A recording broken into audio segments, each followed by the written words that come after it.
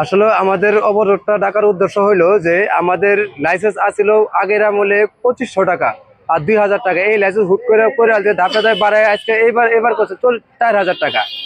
আমরা এই লাইসেন্সের দাম কমাবো বলছি যে আমাদের 2500 এবং 2000 টাকার মধ্যে লাইসেন্স করতে হইব। এবং কি ট্রাফিক হয়রানি কম হইতে হবে। একটা অটোওয়ালা ইনকাম করে হইলো 500 থেকে 600 টাকায়, মামলা দেয় হলে 1060 টাকা। আমরা লাইসেন্স করে গাড়ি চালাবার মানে লাইসেন্স বিহীন গাড়ি আসারে গাড়ি চালায় সঠিকভাবে জায়গা।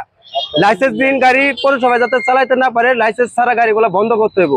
আজ পৌরসভার ভিতরে পুরাতন লাইসেন্স এগুলা বাইরে ড্রাইভারদের কাছে বিক্রি করে 5-10 হাজারের মধ্যে বিক্রি করে সারা জামালপুর শহরে যানজট সৃষ্টি করতেছে।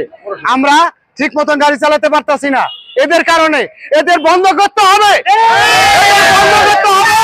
2 নম্বর লাইসেন্স চলবে না। আর প্রতিদিন গাড়ি চলবে, লাল সবুজ প্রতিদিন চলবে, চলতে থাকবে। এটা আমরা বন্ধ করতে পারবো না।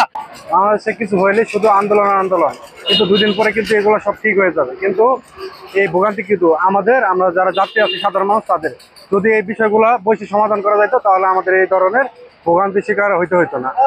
তো আশা রাখি যে খুব দ্রুত এগুলো সমাধান আসবে।